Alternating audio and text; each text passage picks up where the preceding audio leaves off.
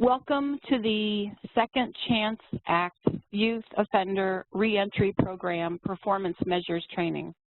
Today we will talk about understanding your program data, how to prepare, how to collect, how to track, and how to report on program data. Understanding and reporting useful and accurate data is a critical component in the solicitation and award process and can help both yourself and your program manager gain key insights on many decision-making factors, whether those factors be related to time, resources, or funding. OJJDP uses performance data to not only understand the agency's story, but also to demonstrate outcome-based results. In this training session, we will go over the revised performance measures, and we will discuss collecting and sharing information to help all of us better understand how well the Second Chance Act Youth Offender Reentry Program is operating on the ground. What is your biggest issue with collecting, tracking, and/or reporting data? Please use the chat box and respond. In the past, we've had responses like getting started, planning, understanding the questions. We have the program overview agenda for you, which includes performance measures, collecting and tracking data and best practices, reporting data and best practices, as well as reporting in a pandemic, and what to do with personally identifiable information will be presented. Lastly, we will review key documents and resources. As we progress through the training, all website links mentioned during the training will be presented to you in chat and also provided to you in your copy of this presentation to be emailed to you later this week. The objectives for today include understanding what the performance measure updates are for your program and understanding the need for a data collection plan for the data you collect between July 2021 and December 2021, reporting in January 2022. Further, you will gain understanding of the performance measure reporting due dates. As you know, these happen twice a year, July 30th and January 30th. And lastly, you will understand where to find supporting resources.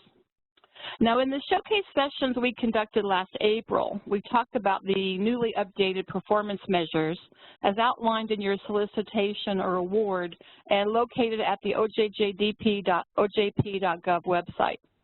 This training is being presented to you to emphasize the fact that now is the time to start planning on collecting and tracking data for the July through December 2021 reporting cycle with the goal of reporting in January 2022 on these newly revised program measures. I'd like to pass the microphone to Eric now, who will take you through the program and the newly revised program measures. Eric? Thanks, Rebecca. So in the intervention division, we have several programs. The program we are talking about today is the Second Chance Act Reentry Program as part of the intervention division. So before we get into the specific program measures, it's important to review the background of this program. The SCA was signed into law in 2008 and has 4 primary focus areas: jobs, housing, substance abuse and mental health treatment, and families. In 2009, the Bureau of Justice Assistance, the National Institute of Justice, and the Office of Juvenile Justice and Delinquency Prevention funded the SCA awards. The First Step Act reauthorized the SCA in 2018. The SCA was created with the goal that youth will be free from recidivism and collateral consequences and achieve improvements in protective factors as a result of receiving effective pre- and post-release planning, reentry legal services, and specialized aftercare service delivery. The program has 2 goals: to decrease recidivism for youth exiting confinement and to improve protective factors for youth, their families, and the community. The first goal is meant to support state, local, tribal juvenile justice agencies, juvenile residential facilities, community-based organizations, and community partners' implementation of comprehensive and joint pre- and post-release plans, specialized care services, and specialized and integrated reentry, legal, administrative advocacy services, and social services. The outcome of the first goal focuses on youth successfully completing a reentry plan after confinement, decrease in youth recidivism, decrease in youth receiving parole, probation, or technical violations after exiting confinement, and decrease in negative collateral consequences for youth reentering the community. The second goal is meant to support the establishment of formal partnerships between juvenile justice agencies, residential facilities, and community-based service providers, legal services, human services, housing organizations, education, employment partners, and healthcare providers to implement specialized aftercare services. The outcomes of second goal are to increase in youth enrolled in school, employed at least part-time, and volunteering after exiting confinement. Increase in youth living in a stable, secure, and safe environment post-confinement, increase in positive behavioral health outcomes, improvement in youth family and youth community relationships, and decrease in youth negatively impacted by collateral consequences. So let's remind ourselves of the performance measures process and then discuss the newly updated performance measures found in the SCA reentry program. As you review these, please note that these are the newly revised performance measures, but you will recognize some of them since not all of them were changed. The SCA reentry program has performance measures that grantees will report on that include prevention and intervention outcomes, program quality, protective factors, productive lives, and program outcomes. The framework or logic model used to write the performance measures includes 4 components: inputs, activities, outputs, and outcomes. Inputs are program resources such as funding and board administration. Activities are that convert input to output and can be anything from identifying key personnel with access to crime and alcohol abuse data to establishing information sharing agreements. Outputs are products or services that are the result of activities such as trainings, meetings, etc. Outcome measures speak to the longer-term program goals. The newly updated performance measures will require changes in the way you collect data, and that's why we're here today, to ensure that you understand that you will be reporting on the newly updated performance measures during the July through December 2021 period come January 30, 2022, and that you have a plan in place to do so. These performance measures document the progress you have made in accomplishing program goals and objectives by collecting data on grantee activities and services. Remember that regular reporting on performance measure outcomes establish your program's growth. You can find program performance measures at the URL listed below on this slide. The OJJDP has identified and organized the newly updated performance measures to include 3 different categories. The categories include overall measures, multi-program measures, and program-specific measures. In overall measures, grantees will be asked the same overall questions in every program. This allows analysts to aggregate data across multiple programs and assist with responding to ad hoc data requests. Multi-program measures impact 3 different types of populations. The first is shared and targeted populations, such as children involved in the child welfare system or tribal youth. Secondly, those with a similar service delivery model, for example, mental health services or prevention services. And third, those with shared outcomes, like youth provided with defense counsel. Program-specific measures collect data that align with a specific population, funded activity, or desired result. These measures help reflect the unique outputs and outcomes for each specific program and distinguishes them from other programs. Program-specific measures also help track the progress of individual programs over time. Next, let's look at the performance measures for your program. We cannot go through all of them, but I wanted to highlight those that I thought may prompt questions over the next 6-month reporting cycle and continuing through the life of the award. To report this overall measure, you will report on the number of individuals served by population. This performance measure captures the total number of individuals served and is broken down by number of children, youth, young adults, parents or legal guardians, and additional family members. Since OJJDP funding is targeted to serve children and youth, the various categories of individuals served help OJJDP isolate the true number of children or youth that were served. This measure also captures the number of individuals who are carried over and the number who were new admissions during the reporting cycle in order to avoid duplication. This next measure is the percentage of eligible individuals who re-entered out-of-home care and is an example of one of the multi-program performance measures and is categorized as a program outcome measure. To report on this measure, you will collect data on the number of individuals who entered out-of-home care after exiting care, number of individuals placed into a group home after exiting care, number of individuals placed in kinship care after exiting care, and the number of individuals placed in foster care after exiting care. The percentage of eligible individuals who entered out-of-home care is calculated by adding A plus B plus C plus D divided by the total number of individuals served during the reporting cycle. For this program-specific measure, the program output is the percentage of eligible individuals who received specialized reentry legal or administrative advocacy services. You will report the specific number of eligible individuals receiving reentry legal or administrative advocacy services. An SCA reentry program is considered active if it is an established program and is in operation during the reporting cycle.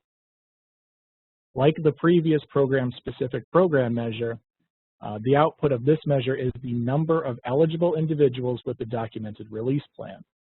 You will record the number of eligible individuals with a documented pre-release plan and the number of individuals with a documented post-release plan for the SCA reentry program during the reporting cycle.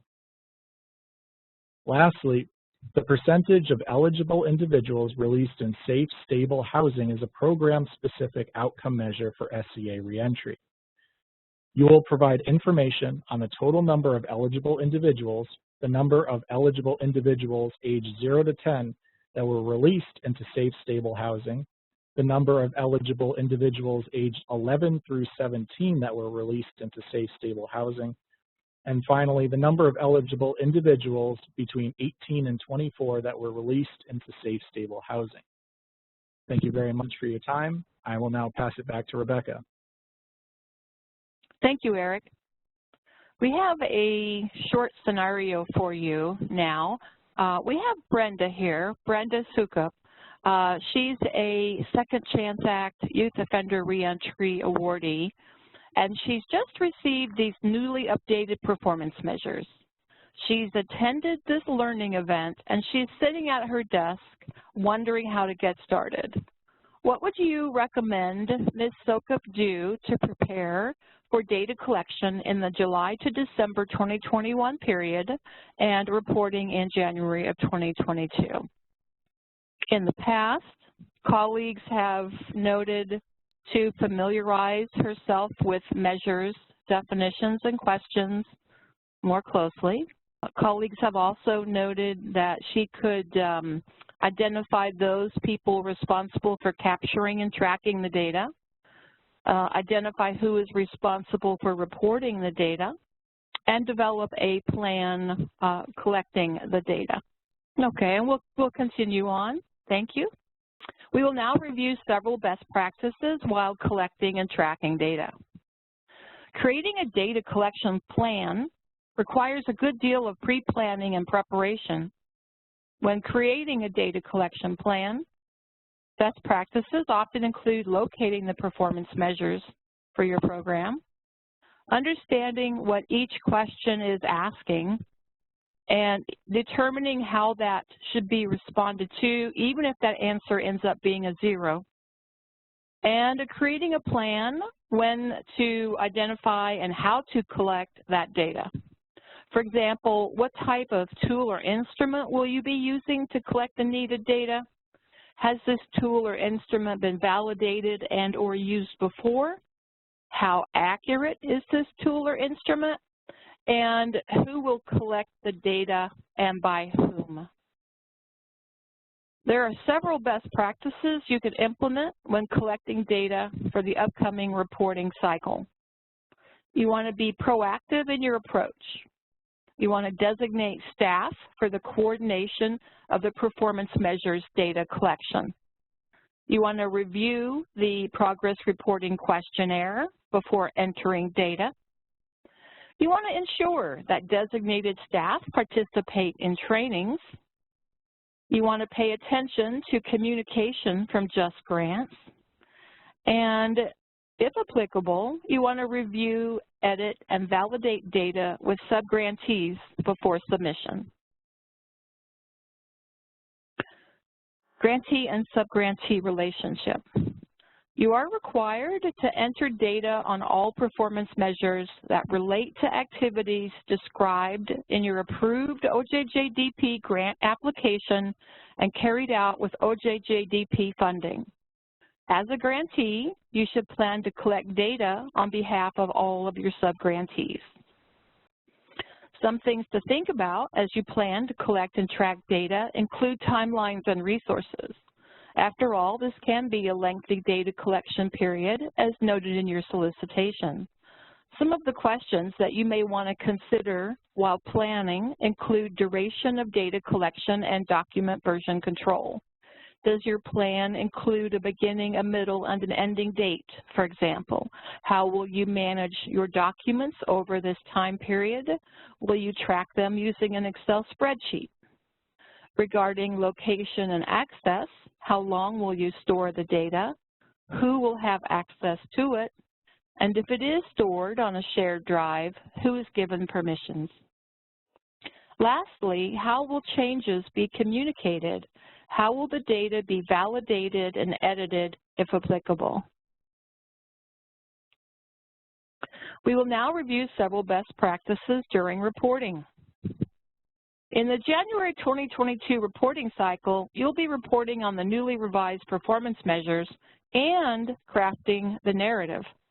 Narrative questions provide you with the opportunity to answer or address these topics. What do the numbers you reported on in your performance measures actually mean on the ground? How does your work impact your community? You want to use the narrative to walk the reader from the numeric output to the tangible outcome. You want to use specific and detailed concrete examples to illustrate your points. And other things to think about could include providing evidence to support your conclusions, thinking about what funding has allowed you to do that you could not do prior to receiving the funding, and could include words like COVID-19 and pandemic when explaining COVID-19 adjustments to the program. What you see on the screen here is an example of a narrative. Now, let's discuss best practices for reporting in JustGrants. Common issues arise since you are required to respond to every question. When reporting zeros, if a measure does not apply, you can enter a 0 value and then add an explanation by selecting the comments field. A brief description, such as we are still in our planning period, or there was no activity during the reporting cycle, are acceptable responses in JustGrants. Avoiding duplication and count can also be very challenging. Having more than one person review the data, for example, a program manager, can help ensure duplicate data does not exist in your reporting. And as you know, reporting is awards-based, another best practice for those of you with multiple awards when trying not to duplicate data is to spend down funds and create a final report of activities you performed for the oldest award first before beginning to enter data and reporting on another award. If this is not possible, prorate your quantitative data according to the amount of each award, again, for those of you with multiple awards. You want to contact JustGrants with any concerns related to error messages found in JustGrants. You can save your data and resume data entry at a later point in time in JustGrants. And for more information such as this, please visit the YouTube video on the link on the screen provided here and also provided to you in chat. Lastly, you may want to contact the PMT Helpdesk for any questions related to progress reporting or reporting on the newly updated performance measures. You are encouraged to reach out to your program manager with questions or concerns. As mentioned previously, some grantees may have multiple awards.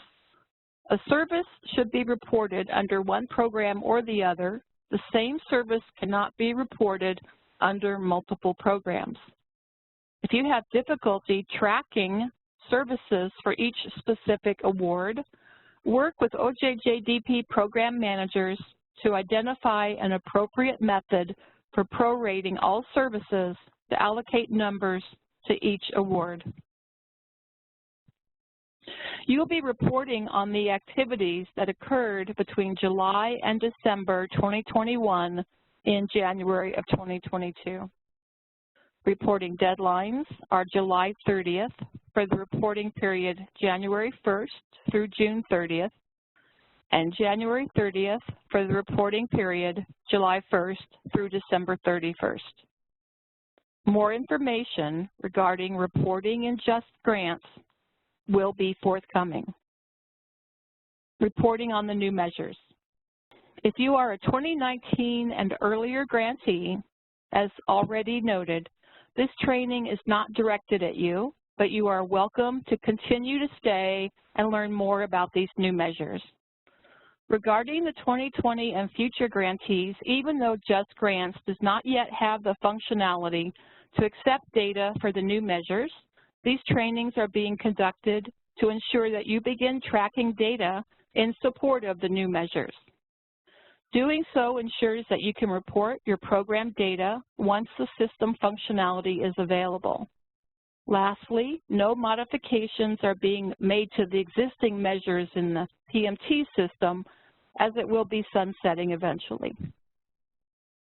Collecting and tracking data that contains personally identifiable information, also known as PII, should be done with consideration towards the Privacy Act of 1974 and in accordance with NIST 800-122 guidelines. Now, broadly stated, the purpose of the Privacy Act is to balance the government's need to maintain information about individuals with the rights of the individual to be protected against unwarranted invasion of their privacy. In accordance with this act, you want to collect only the data you need. If you are using printed materials, you want to keep sensitive PII in locked desk drawers, file cabinets, or similar locked enclosures. And when using sensitive PII, you want to keep it in an area where access is controlled and limited to persons with an official need to know.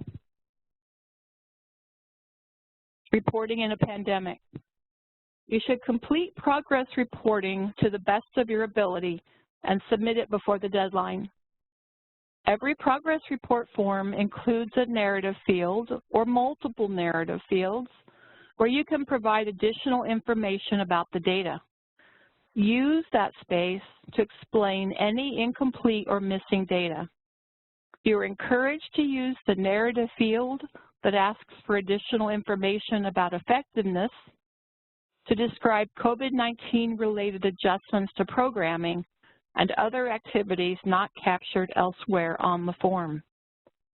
If you cannot provide accurate count for numerical progress report fields because project partners do not have access to files, for example, you should leave those fields blank rather than providing estimates. As a best practice, you want to communicate all setbacks and successes through the use of progress reports, as well as with your program specialist. So how do you report on activities now that they've been shifted to online remote platforms and when you have not been collecting detailed data on individuals served like you did in face-to-face sessions? The short answer here is to do the best you can and make very good use of those narrative fields. I'd like to pass the microphone now to Muniba, who will discuss various resources at your disposal and where to go for assistance. Muniba? Thank you, Rebecca. Now we will briefly go over resources and where grant award administrators can find additional assistance. The PMT Helpdesk is available to help you with any questions you may have about responding to the progress reporting questions or performance measures. You can contact us by calling the number on the screen or emailing OJJDP PMT at ojp.usdoj.gov. For a faster response, we encourage grant award administrators to send us an email. The OJJDP PMT Helpdesk contact information is available on the screen. Our office hours are Monday to Friday, 8:30 a.m. to 5 p.m. Eastern Time, except for U.S. federal holidays. The PMT Helpdesk returns emails and phone calls within 24 hours, so please don't hesitate to leave a voicemail or email even after business hours. JustGrants support. If you have questions about the JustGrants system, for example, accessing the system, please call the number on the screen between the hours of 5 a.m. and 9 p.m. Eastern Time and Saturday, Sunday, and federal holidays from 9 a.m. to 5 p.m. Eastern Time. If you experience any issues with JustGrants, we strongly encourage grant award administrators to reach out to JustGrants support. JustGrants information, such as instructions on locating, completing, and submitting performance reports in JustGrants, can be found on the OJJDP.ojp.gov website or by viewing the video available on the screen. You can also log into JustGrants at justgrants.usdoj.gov. Thanks. Now back to you, Rebecca. Thank you, Muniba. Let's take a moment now and reflect on what was just presented. First, we discussed each of the program-specific Second Chance Act Youth Offender Reentry program performance measures, noting specific instances where data would need to be collected and the type of data needed.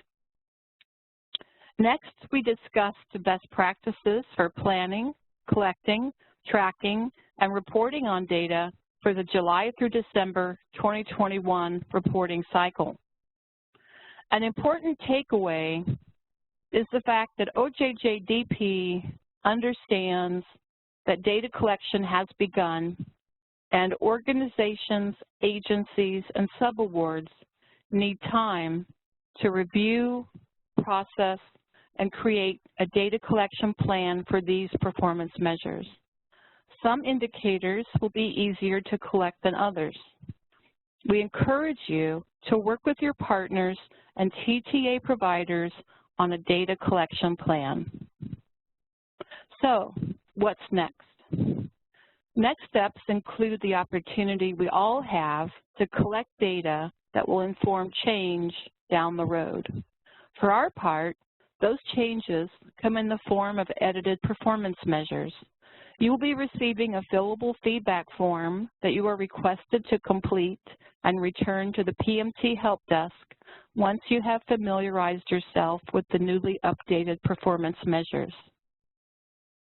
There is one form per performance measure with plenty of room for narrative.